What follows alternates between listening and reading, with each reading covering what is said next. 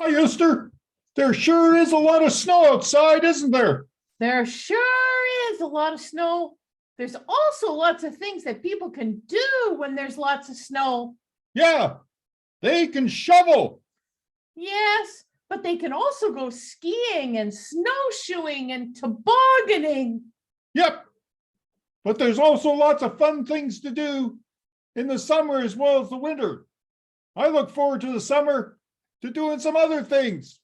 Like playing soccer or baseball or going swimming or riding our bikes. And some people go fishing. Yes, some people do go fishing, although some people also go fishing in the winter.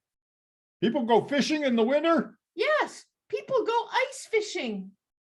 Why would anyone want to fish for ice? They don't fish for ice. They cut a hole through the ice on a lake or river, and then they fish for fish. That makes more sense. Have you ever been fishing? No, but if I went fishing, I would want to go fishing with Jesus because he seems to know where to catch the fish. It sounds like you've been reading some Bible stories again. Yes, I just read about Jesus walking by a lake, and lots of people wanted to hear Jesus talk about God. So Jesus looked out on the lake, and he saw two boats sitting by the shore. The people who owned the boats were washing their nets. I guess that means they used nets when they were fishing. Yes, they used large nets. Rather than using a fishing pole and casting a line into the water, they lowered large nets into the water, and fish would swim into the net, and then the people in the boat would lift the net containing the fish out of the water. No wonder they had to wash their nets. I bet the nets smelt like fish. Yes, and the nets may also have dragged up some stones or reeds, so they'd have to clean all of that out of the nets. You learn something new every day. Jesus didn't want to clean the nets, though.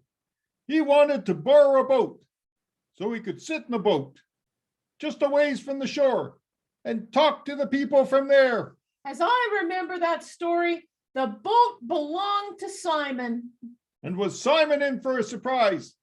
Because after Jesus finished talking, he said they should try fishing again. And what did Simon say? I think Simon must have been tired because he said they had already spent all night fishing, hadn't caught anything. I guess the fish weren't biting or the fish weren't netting. What would you say when you don't catch fish in your net? I don't know. Did Simon go fishing again? Yes, Jesus told him to put the net down into the deep water. And guess what happened? Simon caught a lot of fish. They caught a lot of fish. You knew that. Things like that happen in the stories about Jesus. They caught so many fish that Simon had to call on friends in another boat to come and help pull in the net because it was so heavy because of all the fish in it. And then what happened? Simon told Jesus to go away. But Jesus told Simon and some of Simon's friends that he wanted them to stop catching fish and start catching people. And they all left their boats and went with Jesus. And because of that story, you think you'd like to go fishing with Jesus? Of course, Jesus knew how to catch lots of fish. Yes, I guess Jesus did. Unless what? Unless the story isn't about catching fish. Not about catching fish. Not about catching fish. Of course, it's a story about Jesus. So of course it's not about what it seems to be about. So what is it about? Well, there are a lot of fish in the story, so I think the story could be a lot of things. Okay. Would you please tell me what it could be about? Well, Simon and the others who started to follow Jesus became his disciples. Right. They went with him from village to village, right? That's right. So maybe this story says something about being a disciple of Jesus. Something like Don't worry about cleaning your nets. Well, maybe it says that when you are with Jesus, you will be surprised by what happens. You mean that you might catch more fish than you thought? Or if there are a few hundred people in the wilderness and you only have a few fish and loaves and bread with which to feed them, then maybe you'll be able to feed a lot more people than you expected to be able to feed. Hey, that's a story in the Bible too. The disciples didn't think they had enough food for all the hungry people who came to listen to Jesus. But they were surprised when there was enough food to feed everyone.